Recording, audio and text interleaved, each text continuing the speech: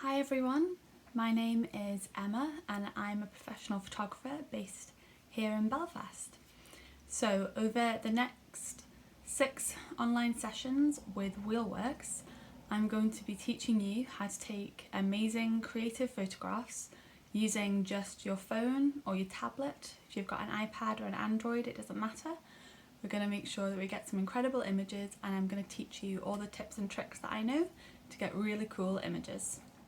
So we wanted to make sure that during this crazy time that we're giving you some great creative content and inspiring you to get out there with your phones or your tablets, take some great pictures, learn some really cool new skills, and keep you busy during this isolation, social distancing, all this madness that we're in at the moment. We're going to keep it fun and creative. So we're going to get started today with learning about composition, what it is and how to use it in our images to create better photographs, more engaging pictures that are just a little more pleasing to the eye. So one of the most important rules is the rule of thirds, which we'll get into a bit later. So first of all, the meaning composition. It's used in quite a few different art subjects, but in photography it basically means where we are placing and positioning everything in our photograph. So it's kind of guiding the eye to where we want it to look. So if someone was viewing your picture, by composing it in the right way using the rule of thirds, we're going to make sure that they are looking exactly where we want them to look.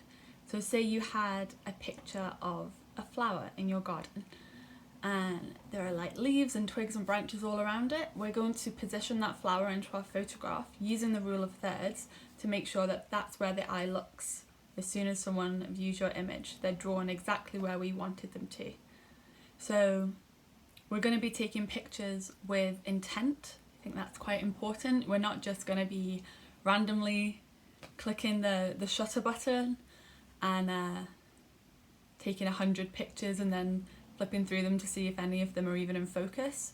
We're going to be really taking time to compose the picture, get everything exactly where we want it, focus on the subject that we want to pop out, and take one perfect picture, and then take another one as a backup.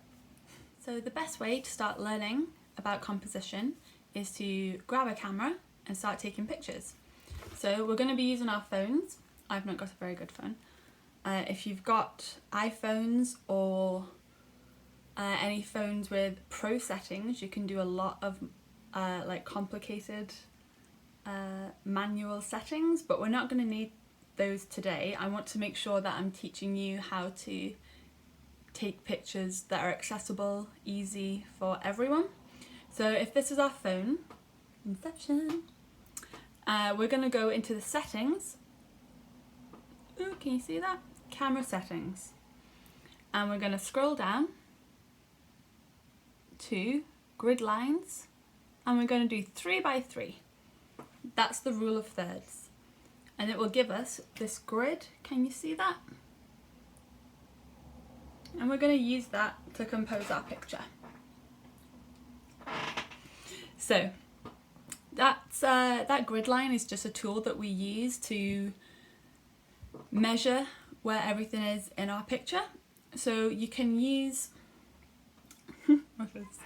these lines at the bottom and the top as your horizon lines, and then the point where they all meet in the middle. If I bring that real close, can you see? See these 4 dots? They are where we're going to want all our subject matter to be, either to the left or to the right, but never exactly in the middle of your photograph. So we position all the most important elements of our picture into that rule of thirds. So let me see. Here, here, here, and here. I'll put it back on you. So that's our grid. If you have a horizon line, you're going to want it to be along the bottom line or the top line, not in the middle. I also think it's a really great tool for making sure that your photos aren't wonky. You can make sure everything is straight and in line, and that also makes a really great picture. That's very important in composition. You don't want everything to be wonky because it just looks a little bit wrong when you look at it. It's not quite straight. It wouldn't be how you view an image yourself. So those 4 points are going to be used in portraits, in still life, in landscapes. I'm going to put up a few example pictures here so you can see exactly where people position their pictures for the rule of thirds.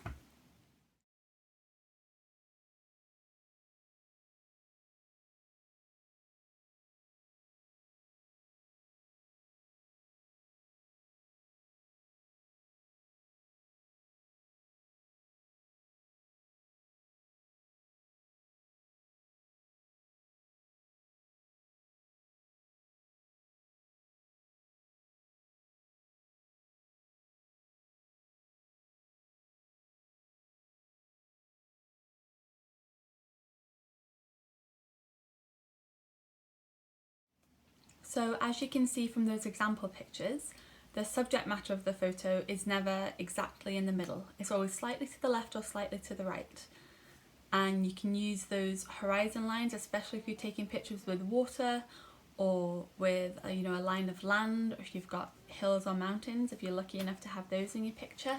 If you've got sky, you always want to align those with that bottom line along the horizon or that top line for the sky, usually.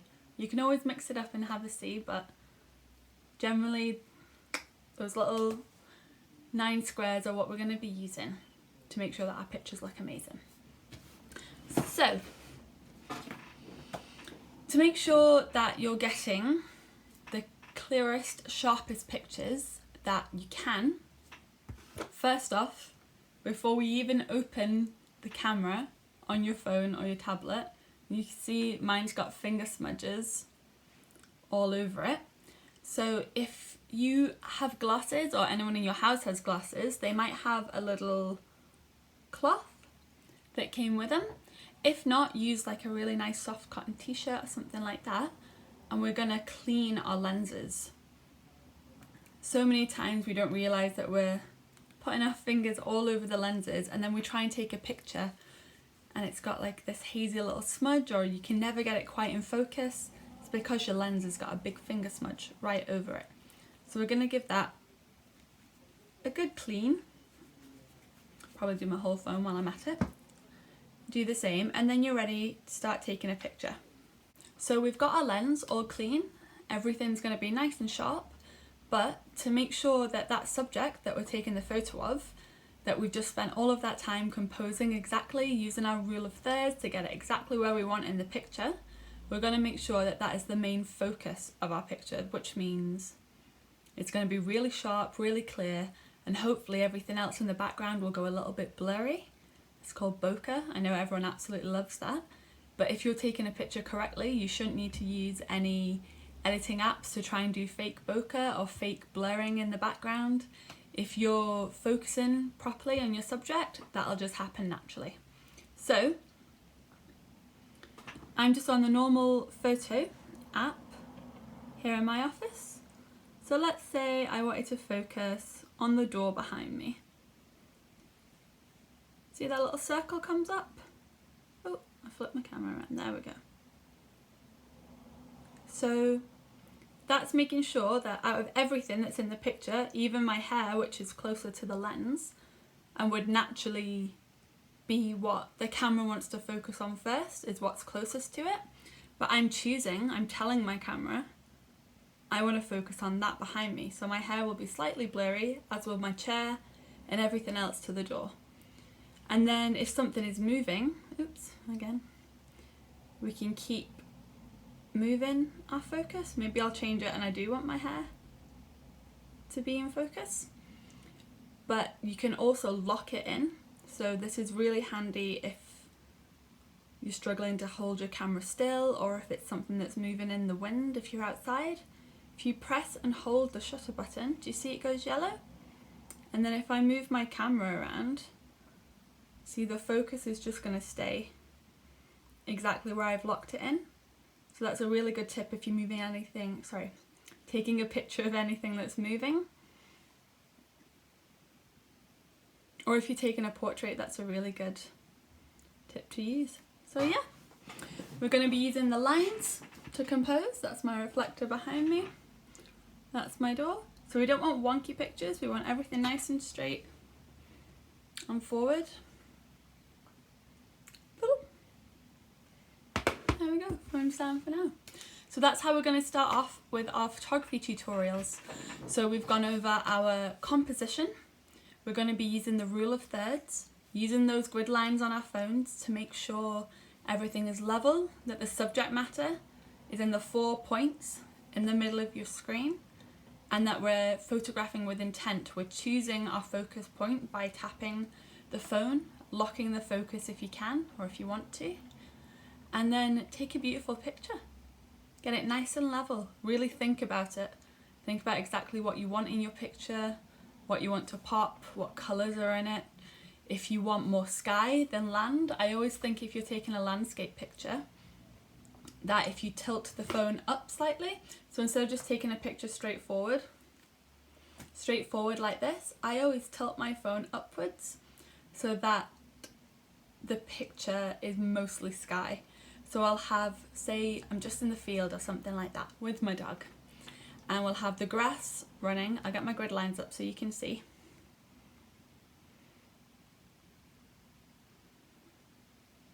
Okay, I'm gonna flip it, there we go. So it's trying to focus on my face at the minute, but we're ignoring that. We're gonna pretend we're outside, and we're gonna use these grid lines, tilt the phone upwards like that. Can you see the sky outside? So I would have the grass running along the bottom line, and then that means 2/3 of my picture would be sky. I'll pop up an example picture so you can see what I mean properly.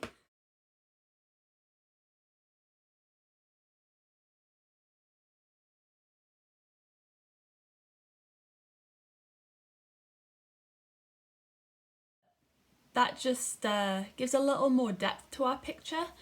A load of grass isn't very interesting. If you've just got half and half grass and sky, you've just got a bunch of grass, and that's not really interesting, or it's not got a lot of movement or different colour or shape.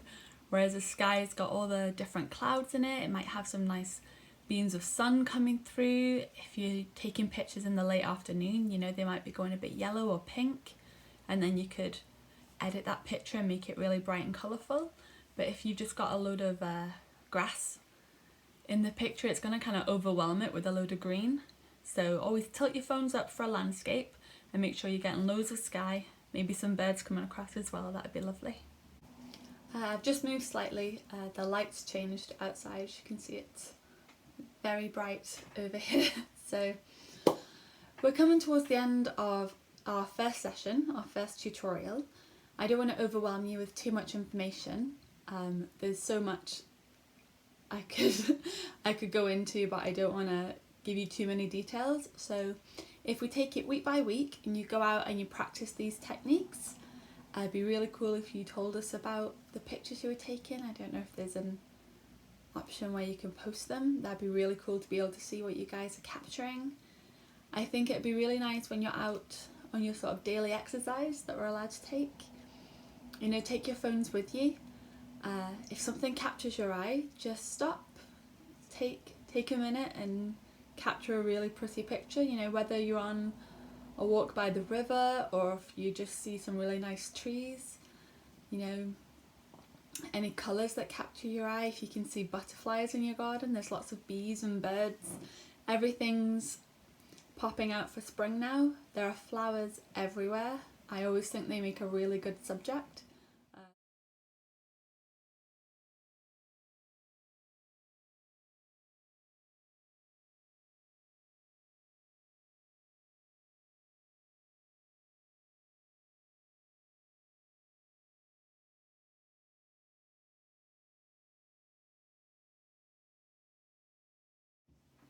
In fact, when I first started out taking pictures, I think I got my first camera about 12 years ago. I don't want to go into how old I am, but all I did was go around my parents' garden and take pictures of flowers. Just day in, day out, take loads of different angles, all the different colours, the different shapes of the petals or leaves. If I saw a tree, I was taking a picture of it. I was just trying everything out, and really that's the best way to learn with photography. It's to get out there and take some pictures. And I know that's going to be a bit more tough at the minute, but it just forces us to be a little bit more creative, which is fun.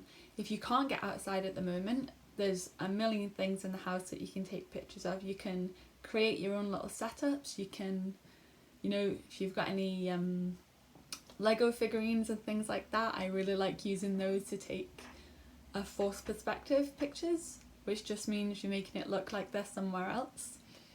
So yeah, there's always something that you can use. My dog is constantly, annoyingly, she probably hates it, but she's always my subject. So if you've got pets, you've got a cat, you've got, you know, brothers or sisters, mum or dads, get them to help out, get them involved and take some really cool pictures. And that way, you know, you might be able to take your own cool family portraits, or you can get some really cool pictures, put them up, show your friends. If you do have a garden and, you know, people you know don't have a garden, being able to see those, you know, beautiful trees or flowers or things that you've got going on might really cheer people up. I always think nature makes people happier. So yeah, that's going to be the end of our first session, first of 6, and I hope you enjoyed it. I hope the information made sense for you. I'm worried I ramble a little bit, but yeah, composition is definitely the best way to start your photography journey. Once you know how to align a picture, how to position everything and your subject, focus everything really well, then every picture you'll take from then on will be fantastic, no matter what it's of. So we're going to end that one today. Thank you so much for watching, and I'll see you guys next week. I hope you have a lovely week, stay safe, and I'll see you then. Bye.